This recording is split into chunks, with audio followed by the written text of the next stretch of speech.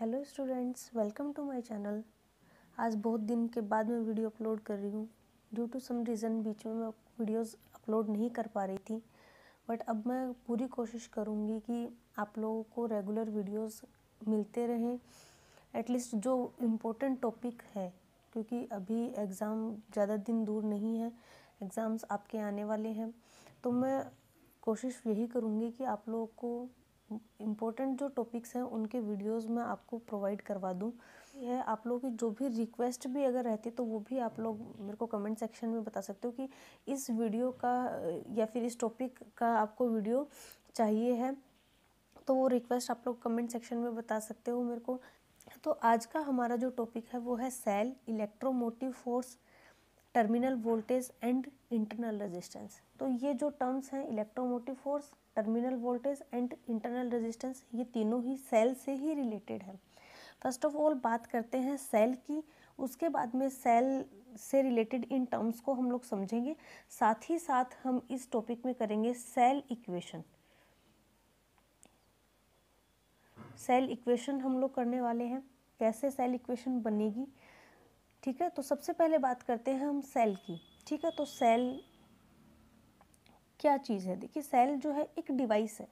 जैसे कि आप लोग जनरली सेल आई थिंक सब लोग ही काम में लेते हैं, सब लोग जनरल तो उसके बारे में जानते हैं कि हम लोगों को इलेक्ट्रिक एनर्जी हम प्रोवाइड करने के लिए सेल यूज़ करते हैं।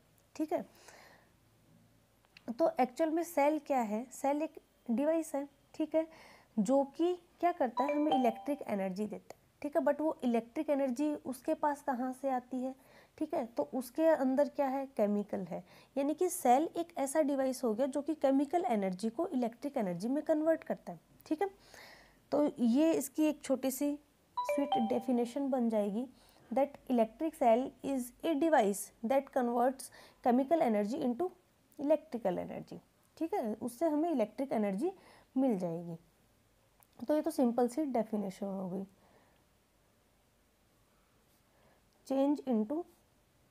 चेंज केमिकल एनर्जी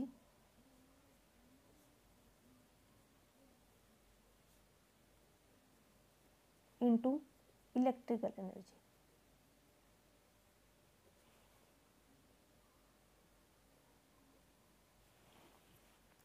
ठीक है, उसके बाद देखिए बात करते हैं हम पहले सेल की स्ट्रक्चर की। तो सेल के स्ट्रक्चर हम समझते हैं।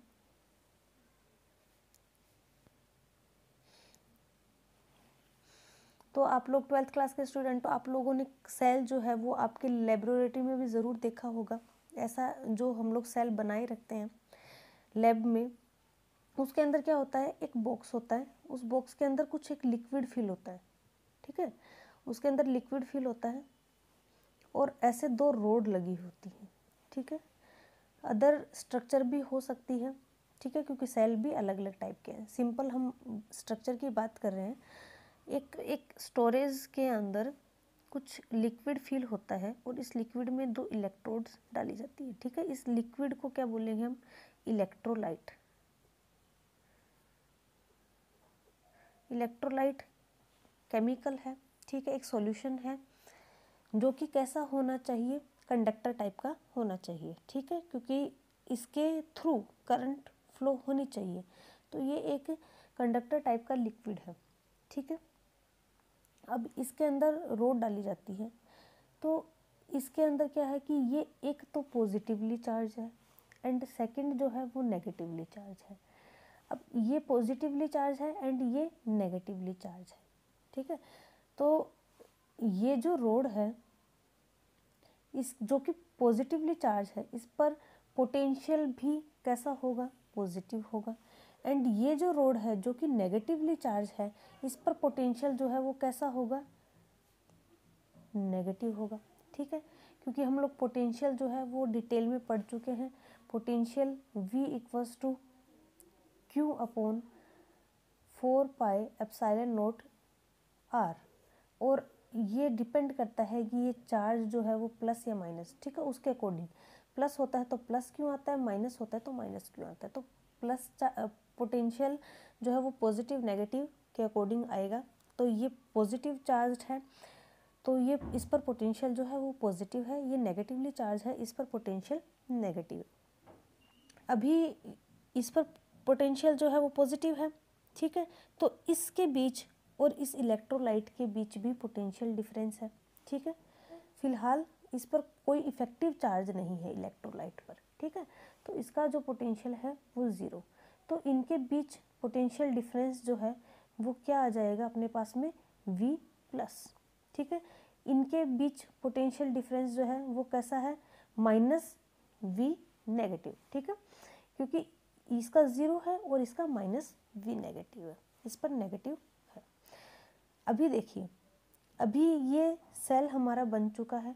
इस सेल को हमने अभी किसी एक्सटर्नल लोड से नहीं कनेक्ट कर रखा है, किसी लोड से कनेक्ट नहीं कर रखा है, मतलब किसी सर्किट में हम इसको अभी यूज़ नहीं कर रहे हैं, ठीक है।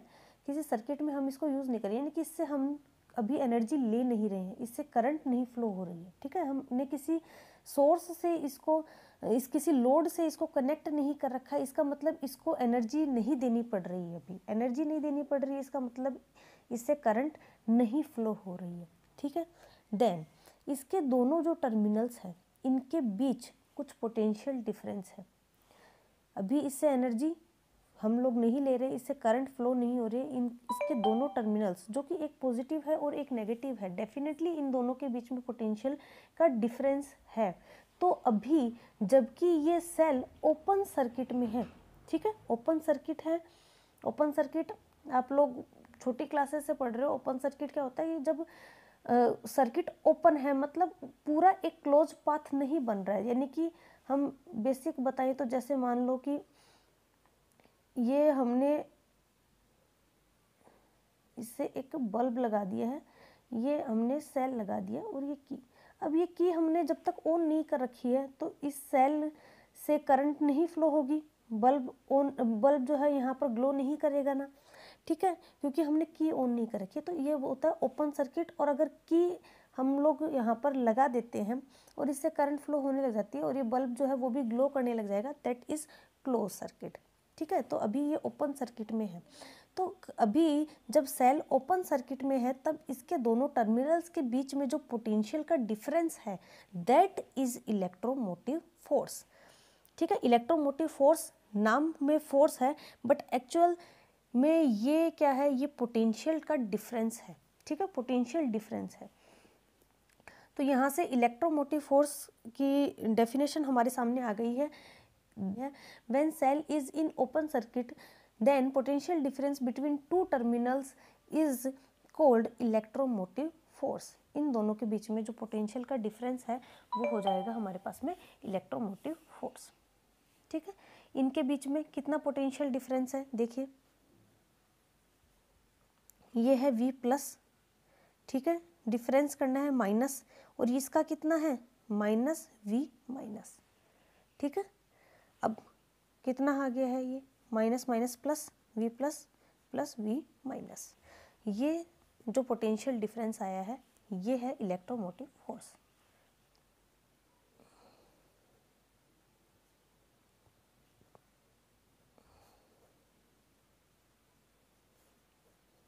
EMF से हम इसको लिखते हैं और इसका सिंबल हो जाएगा एप्सिलॉन।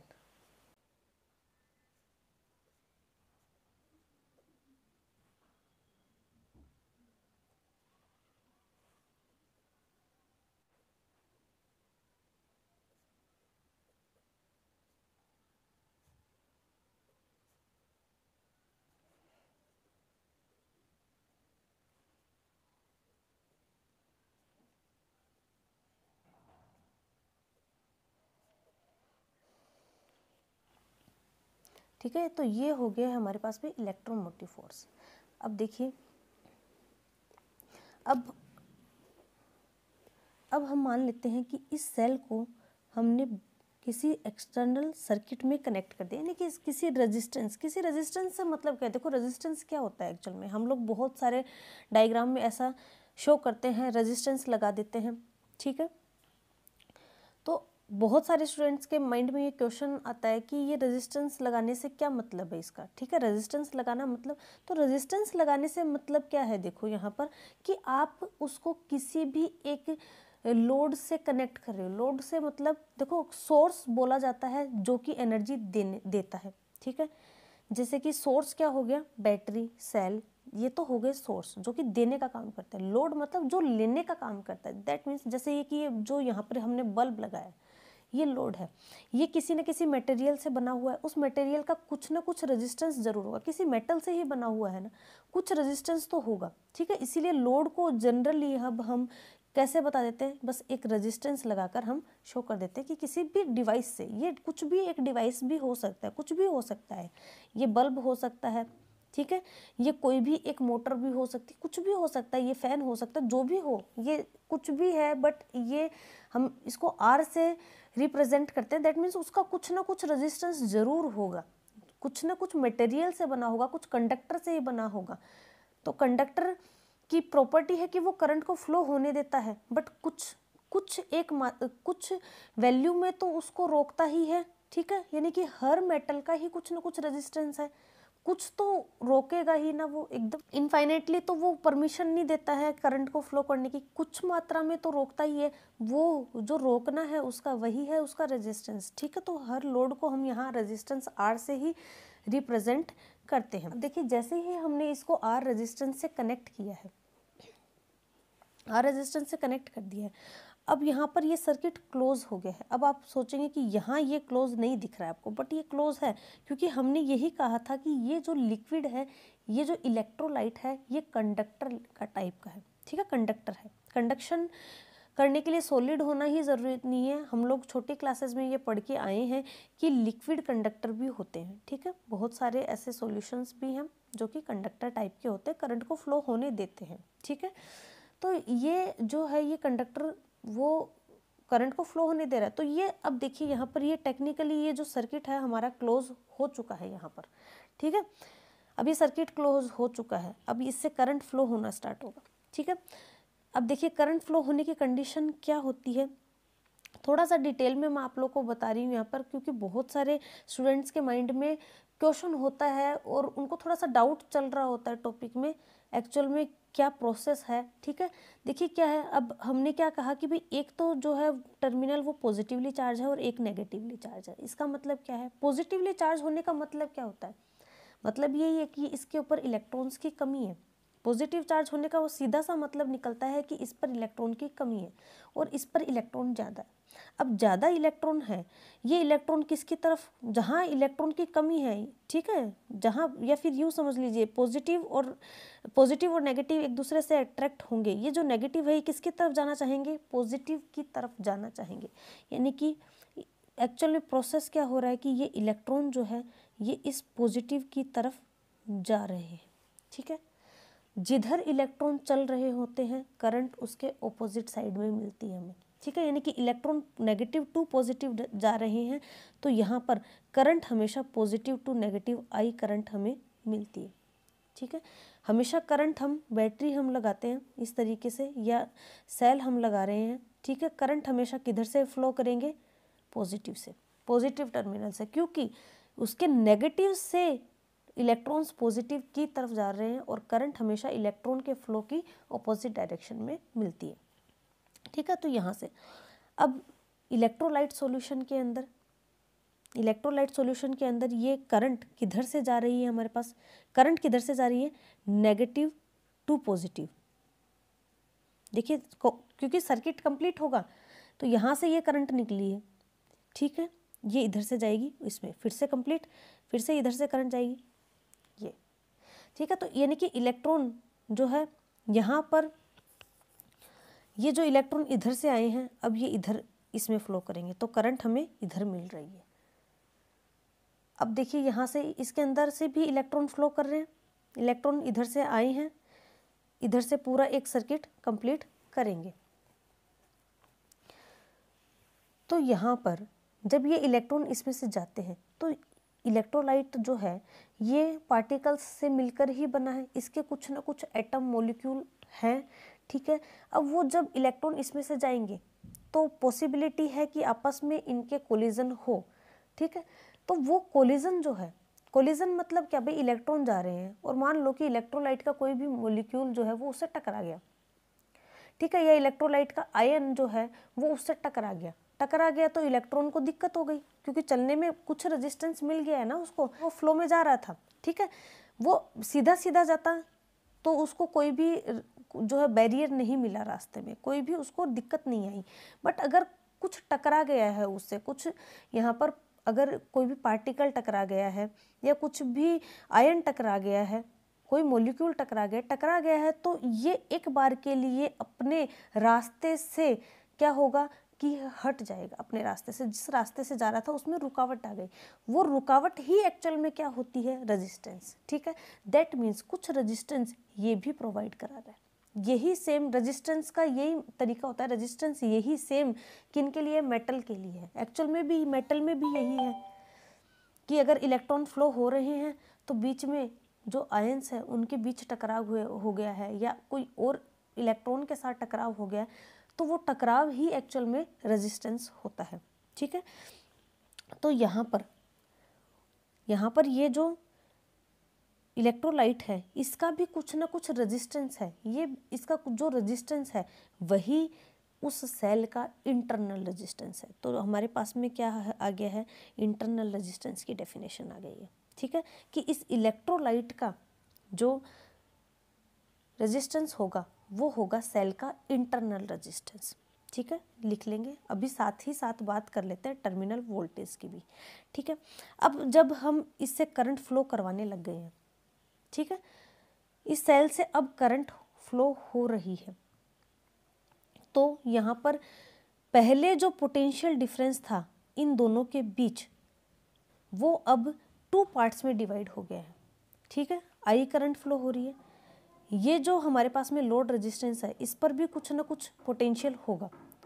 ओम के लॉ से V equals to I R. So जब सेल से करंट फ्लो हो रही है तो उस केस में इसके दोनों इलेक्ट्रोड्स के बीच जो पोटेंशियल डिफरेंस है, या फिर यूँ भी कह सकते हैं कि इस लोड रेजिस्टेंस पर जो पोटेंशियल अब होगा, इस लोड रेजिस्टेंस पर जो पोटेंशियल होगा वो हो जाएगा अपना टर्मिनल वोल्टेज। तो यहाँ से हमारे पास टर्मिनल वोल्टेज की डेफिनेशन भी आ जाएगी। When cell is in closed circuit, when cell is in closed circuit, close हो गया है, करंट फ्लो हो रही है इससे, ठीक है, then potential difference between 2 electrodes is called terminal voltage, ठीक है। या फिर यूं भी कह सकते हैं ओम के लॉ से V equals to I R, कि इस पर जो पोटेंशियल है, इस लोड रेजिस्टेंस पर जो पोटेंशियल है, R लोड रेजिस्टेंस था, इससे I करंट फ्लो हो रही है इस पर, तो इस पर पोटेंशियल कितना हो जाएगा, V equals to I R. तो ये जो होगा वो होगा यहाँ पर टर्मिनल वोल्टेज। तो इन दोनों की डेफिनेशन भी अब हम लोग लिख लेते हैं, फिर फाइनली हम लोग सेल इक्वेशन की तरफ चलेंगे।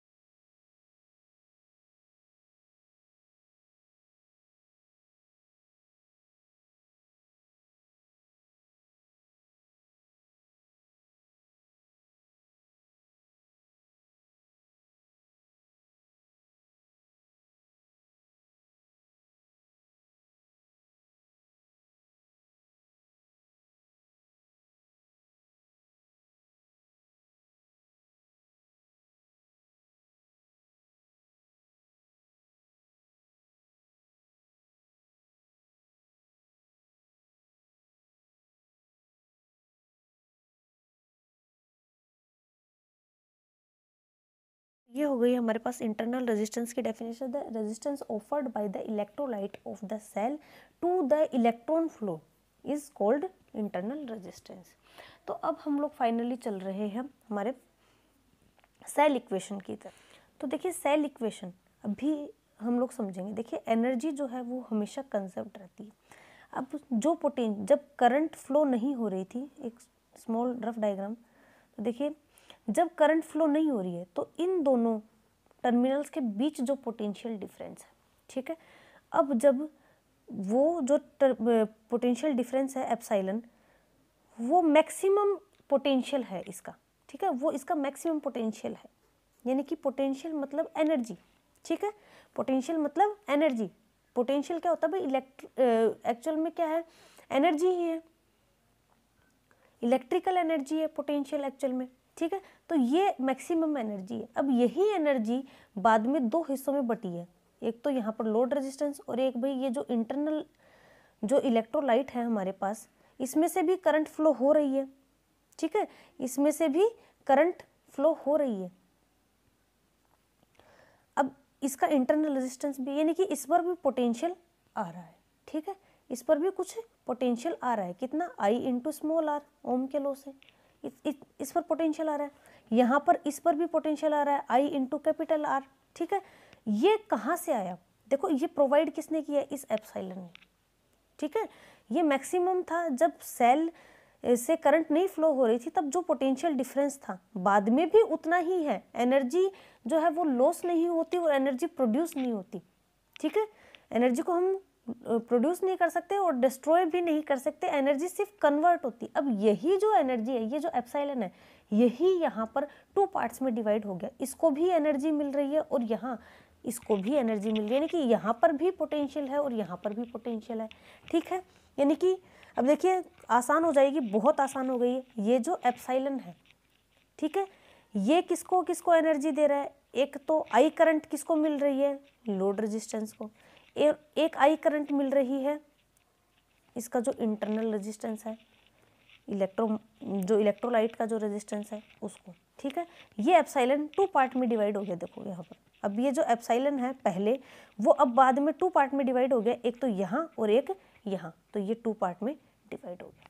इस आई आर को हमने टर्मिनल वोल्टेज है वी भी लिख सकते हैं, तो epsilon equals to V plus I R. ये है सेल इक्वेशन, ठीक है, इसको बोलते हैं सेल इक्वेशन। इसको आप ऐसे भी लिख सकते हो, ये सेल इक्वेशन है हमारे पास।